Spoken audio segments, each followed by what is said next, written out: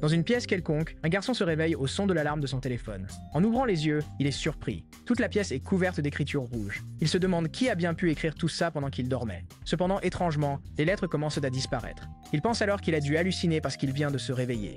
Bizarre à quel point c'était réaliste. Mais ensuite, il regarde sur le côté et remarque. La pièce où il se trouve n'est pas la sienne. En se levant, il se demande quel est cet endroit. Les nouilles instantanées qu'il avait mangées et les 2 mouchoirs qu'il avait jetés sur le sol ne sont plus là. Évidemment, il est confus et commence à paniquer. Il semble recevoir des souvenirs d'une autre vie de quelqu'un qui lui est identique. De plus, tous deux sont orphelins, mais ont suivi des chemins différents.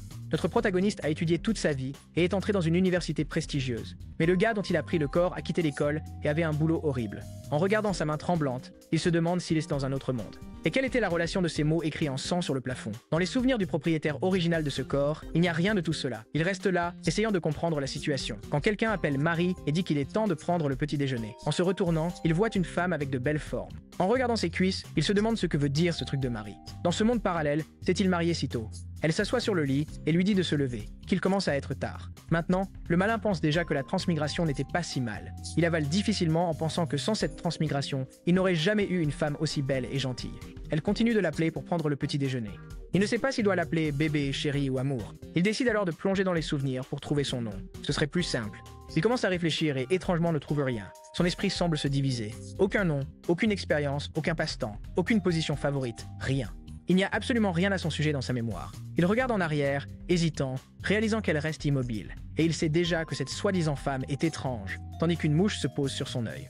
Hésitant, il lui demande qui elle est. Elle reste immobile un instant. Puis elle dit qu'il semble qu'il puisse voir, ouvrant déjà une bouche monstrueuse. Transpirant de froid, le protagoniste dit qu'il est juste un peu confus, qu'il va y réfléchir calmement. Mais maintenant, elle s'est déjà transformée en une créature géante, disant qu'il peut voir. Il pleure un instant, mais l'instant d'après, il est dévoré. Soudainement, il se réveille à nouveau dans le lit, transpirant de froid, et se demandant ce qui s'est passé. Il regarde, en l'air, certain que tout était un rêve, seulement pour voir à nouveau les mots et le sang là. Il ne peut pas les lire, les choses disparaissent. Et il pense qu'il y avait peut-être un indice là-bas. En regardant sa propre main, il pense qu'il devra faire semblant d'être aveugle.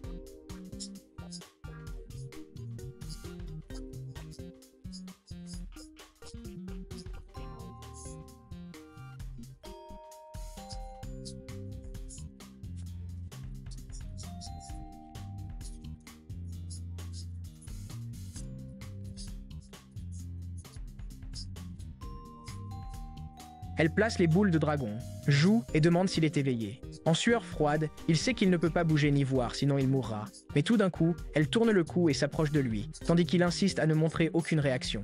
Mais elle se rapproche de plus en plus, et soudain sa langue sort de sa bouche. En touchant son visage, il montre une réaction, et alors elle sait qu'il peut voir. Son visage commence à être consumé par une malédiction et soudain il explose. À la seconde suivante, il ouvre les yeux et se lève brusquement. Mais maintenant, il est en colère contre cette fichue femme. Le pauvre gars se réveille en sueur froide et essaie de s'arrêter pour réfléchir et commence à se demander, est-il ressuscité ou est-ce une boucle temporelle? Apparemment, c'est comme quand on sauvegarde un point dans un jeu. Il attrape son téléphone sachant qu'elle voulait le forcer à réagir. Il met des vidéos de TikTok avec des e-girls dansant pour faire semblant d'être distrait lorsqu'elle apparaît encore derrière lui et dit qu'il est temps de prendre le petit déjeuner. Elle appelle son mari et demande pourquoi il regarde d'autres femmes comme ça devant elle. Ils commencent à se parler, en disant qu'il aime cette fille du live. Pendant ce temps, sa femme demande s'il ne l'aime plus. Elle s'approche et dit qu'elle sait qu'il n'a pas de problème de vue. Alors pourquoi le téléphone est-il si près? La voit-il par hasard? Il se remet à jouer avec son téléphone, se demandant s'il ne peut même pas sembler bizarre. Cependant, il se calme un peu puisqu'elle n'a montré aucune réaction. Ensuite, il recommence à chercher d'autres directs. Mais alors il prend peur. Elle apparaît en direct sur son téléphone. Il se lève et jette le téléphone sur le lit, effrayé. Il trébuche un peu. Elle, derrière lui, dit qu'il peut voir. Elle ouvre sa bouche monstrueuse pour le manger, mais maintenant il se prépare à donner un coup de poing. Mais elle esquive, et là, il n'y a plus rien qu'il puisse faire. Une morsure au bras, il agonise et meurt à nouveau. Alors qu'elle se nourrit des morceaux, il se demande si c'est bien son corps qu'elle dévore. Et avec ça, il commence à perdre à nouveau connaissance. Encore une fois, elle dit que c'est l'heure du petit déjeuner, et elle s'approche, effrayante. Et elle le mange. Jusqu'à la 6e fois où il ressuscita, il avait encore peur rien qu'à son visage s'approchant. Et il est mort plusieurs fois car il jouait mal la comédie. La 8e fois, il a tenté de fuir cette chambre, mais il n'y avait pas moyen, et elle a réalisé qu'elle pouvait être vue. Alors il a conclu qu'il devait faire semblant de l'aimer, puisqu'il n'y avait pas d'autre issue. Dès qu'elle est venue donner le petit déjeuner, il a dit qu'elle était incroyable. Son plan était d'en profiter au maximum. Mais finalement, il a eu faim et elle l'a mangé.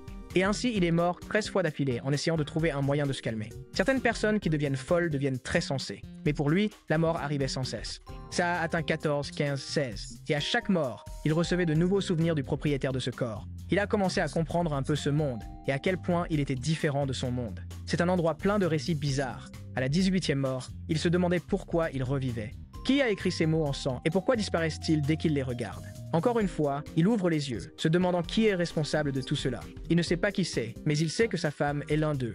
Elle est une mère, un monstre, et il commence à se répéter qu'elle devrait mourir parce qu'il méritait de vivre. Une fois de plus, elle passe à la porte, appelant son mari et disant qu'il était temps pour le petit déjeuner. Il se leva en sachant qu'à chaque fois, elle vient faire ça, mais ne force jamais le contact physique. Debout dans l'encadrement de la porte, elle lui demanda s'il voulait commencer la journée en mangeant de la viande chaude et moelleuse. Il s'approcha très près. Comme prévu, il passa à travers elle. Elle ne peut faire quelque chose que lorsqu'elle est sûre qu'il peut voir. Il alla préparer de la nourriture, tandis qu'elle, désespérée à ses côtés, disait qu'elle avait déjà fait le petit déjeuner et qu'il était prêt pour lui. Le pauvre gars soupira, pensant que plus c'est beau, mieux c'est le mensonge. Elle dit que c'est prêt, mais il est clair qu'il n'y a rien de préparé. Il fit son encas, sachant qu'en quittant cette pièce, il trouverait quelque chose à propos de sa femme. Quand il alla mordre dans l'encas, elle s'était transformée dans le sol, demandant s'il voyait quelque chose. Il alla à la porte pour l'ouvrir, sachant qu'il devait sortir d'ici, et elle était visible sur la poignée de porte, demandant où il allait et pourquoi il ne resterait pas à la maison avec elle. Mais il ouvrit juste la porte et sortit de la pièce, se disant à lui-même que personne ne le tue 18 fois sans conséquence. Maintenant, il veut se venger. Dès qu'il trouvera un moyen de l'éliminer, il reviendra.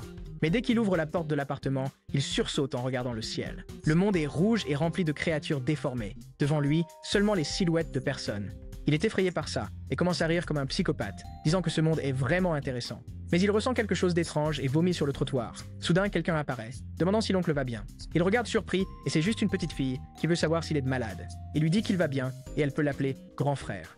Lui tapotant la tête, il pense qu'elle est si mignonne qu'il aimerait avoir une fille, mais elle se déforme instantanément, disant qu'il peut voir. Son cœur s'arrête et il lève les yeux.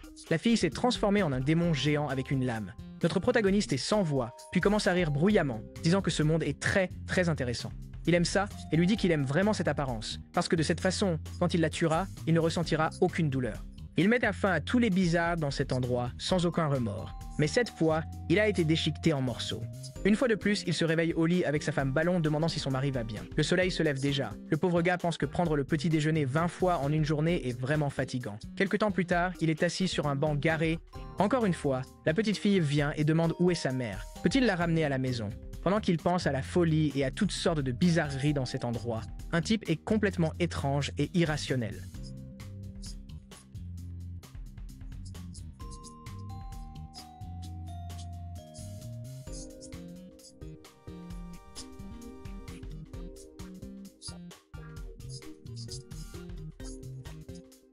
Il ne veut pas ça. Il pense que ces créatures veulent s'intégrer à la vie humaine. Un peu plus tard, il tient son téléphone et reçoit un paiement de 3 centimes. Pour survivre dans ce monde, il aura au moins besoin d'un peu d'argent pour découvrir ce dont il a besoin.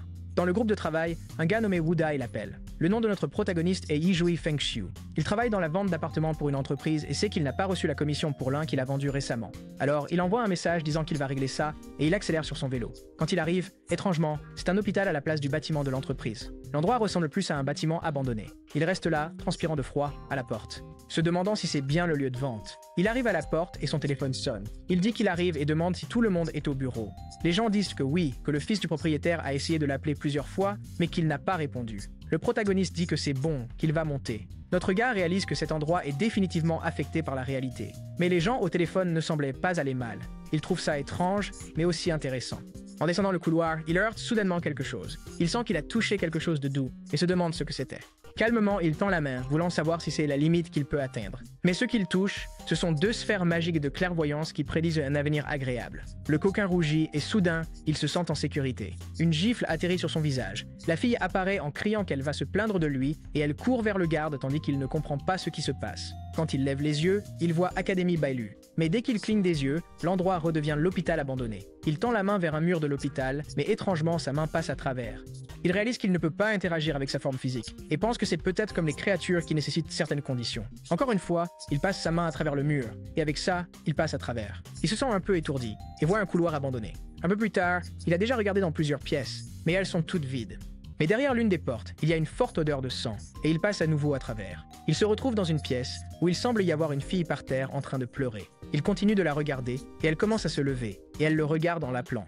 Mais maintenant il est résilient et l'ignore, passant à travers le mur. Dès qu'il sort de l'autre côté, Il fait face à une autre créature, mais il continue son chemin. Même le monstre semble confus, et il réalise qu'il y a des dizaines de choses étranges ici. Chaque endroit où il entre contient tout un tas de trucs bizarres, et le truc étrange est que certaines pièces sont ouvertes de telle manière qu'elles pourraient s'échapper. Maintenant, il devient bon et ne montre aucune réaction. Tout cela grâce à la chère épouse qu'il a tuée 18 fois.